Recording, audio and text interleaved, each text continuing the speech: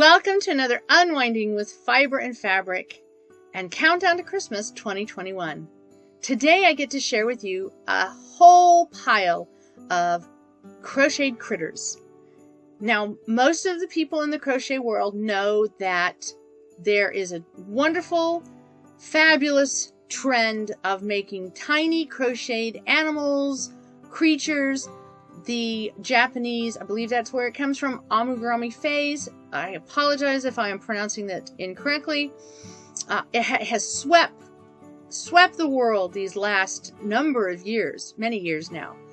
And it has revolutionized how we look at, I think, the crocheted stuffed animal, the stuffed critter. It's not the first time we've made small little crocheted critters, but it's caught on in a way that I don't think it's ever caught on before. And I think it's wonderful. I think it is a fabulous way to spend our time, to keep our hands busy, and most especially to decorate our Christmas trees.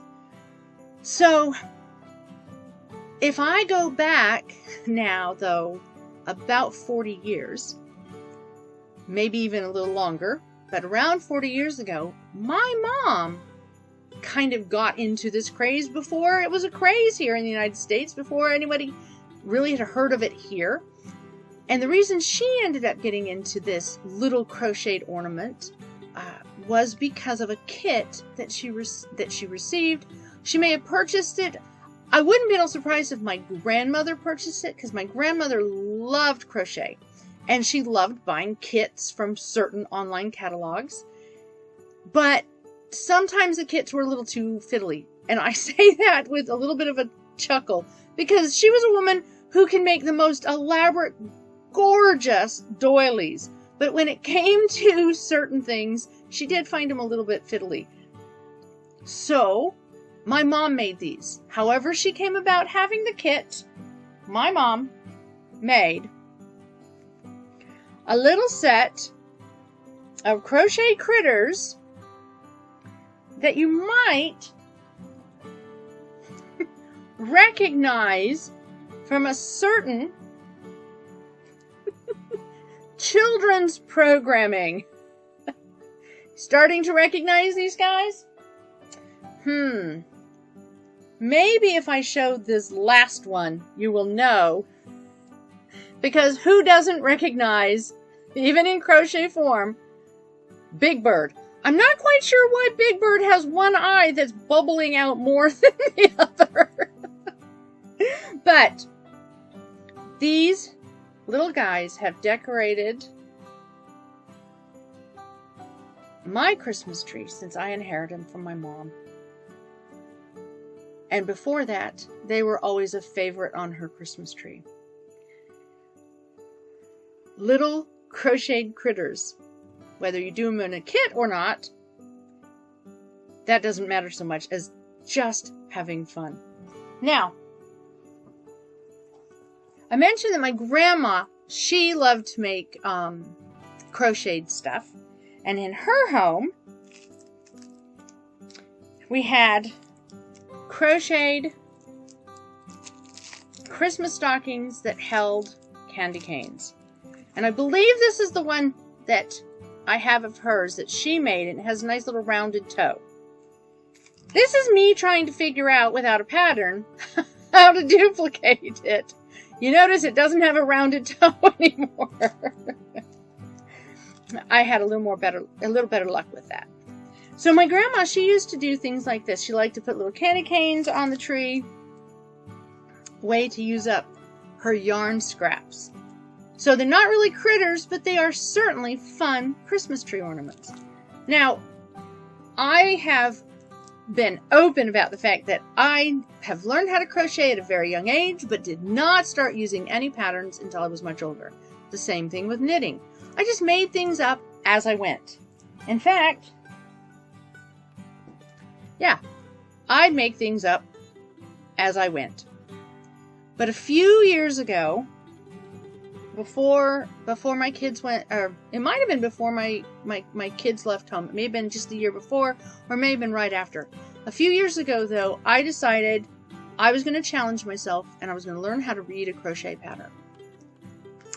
And in order to be part of the spirit, because it was Christmas time, I purchased a kit to make the characters of Rudolph the Red-Nosed Reindeer, the old Christmas cartoon.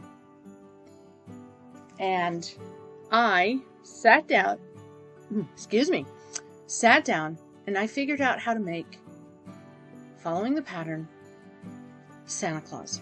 This here is the very first crocheted critter that I used a pattern for.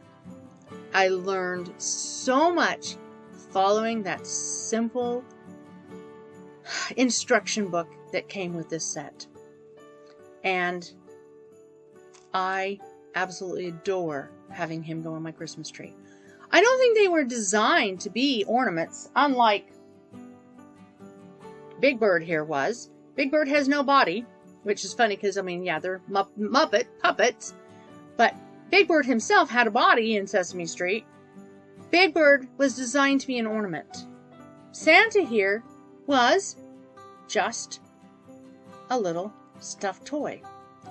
And I made him. I meant to actually bring, and I'll show a picture. I also made, out of that set, there was the abominable snowman. And with him, I actually used hand-spun Leicester Longwool, and he is double the size of the Santa. So depending on the wonderful thing about this is, depending on the type of yarn you're using, the gauge of yarn that you're using, you can get tiny little Christmas ornaments, or you can get big toys to play with, your grandkids could play with, your kids could play with, whatever. So that's what I love about these crocheted toys, is if you scale the yarn down, you have an ornament. If you scale the yarn up, you have a toy. It's very forgiving. It's a wonderful way to use up our yarn. It's a wonderful way to use up hand spun, especially little delicate leftovers or things that we're not sure what to do with because we were attempting something. So there's my little Santa. But around the same time, right after I moved into this house and I had those type of ornaments, I had a friend who had learned how to crochet, but she'd never learned how to make little round shapes. Now, those of us that have crocheted, those that have read patterns, those that are on Ravelry and see them, they know it's a very simple technique.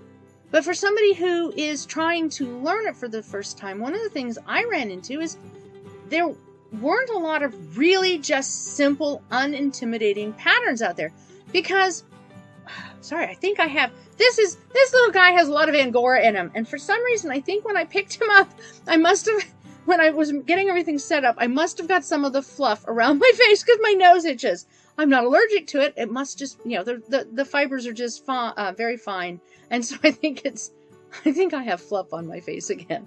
But as I was saying, finding a very simple pattern that teaches just making the round shape, I found that was very difficult to locate in my searches. And part of that is because once you learn to make the round shape, it can be turned into so many different things. And so most of the patterns out there, rather than just a pattern to show how to make a round ball, it's a pattern to show how to make a little critter. There's ears, and it can be intimidating a little bit for someone who is just starting out. So for my friend, I decided to make some critters. And I know sometimes I can get the color right on these recordings when I go into editing, and sometimes I can't. But I promise you, this is cherry red because he is either an apple or a cherry. This one is not quite just a round shape. He's got dimples because he's my lemon. Because you got to have a lemon if you're going to have a fruit basket. Trying to get him right there. Into the camera. There. Now he's looking at the camera. So I have, of course, Mr. Orange. He's just really basic. He's your basic round shape with a tiny little leaf on top. And that's what I mean by Crochet Critters. Because in the world we live in with all the emojis running around, why not have some fruit emojis on your Christmas tree? So, of course, then, getting a little bit fancy, going with the round shape again, only now tying some strings to make him have shape. I have Mr. Pumpkin. And little safety eyes. They change the whole look. So I made mention, and he's going to be really hard. Let me see. No, he's off the screen. Here we go. Put him in the white. All right, I'll just zoom him in, get the thing off of his face. This is my little black cat. Because we've had a black cat in this house for a number of years. So I have to have a little black cat. So anything from a snowball. You have to have a snowball at Christmas on your tree. They're a fun little quick way of decorating the tree. And again, as I've said in videos before, and I'm sure I'll say again, these are great for the bottom of the tree. If you have little kids or cats, these guys are really safe for the bottom of the tree. So I share those, and then I want to share the imperfection. When you don't buy a pattern, when you don't follow a pattern, and you just go ahead and make it up as you go, but you know how to go into a round, why not make yourself a whole flock of crazy sheep? As I'm sure I will say many times, I am not very good with hand embroidery, but I make it work. So, crazy sheep to hang on my Christmas tree. That is serious unwinding with fiber and fabric. I hope you have a chance. I hope you have a chance to take some time to unwind with fiber and fabric. Maybe make up something crazy, simple, and fun. Maybe you'll get a pattern. Maybe you'll get a pattern and make a sweet little Santa. Or just a cuddly little toy. But crocheted critters are certainly a fun way to unwind with fiber and fabric, especially at this crazy Christmas time. I hope you have a blessed day and that you can find joy in the things that you're doing. We will see you tomorrow.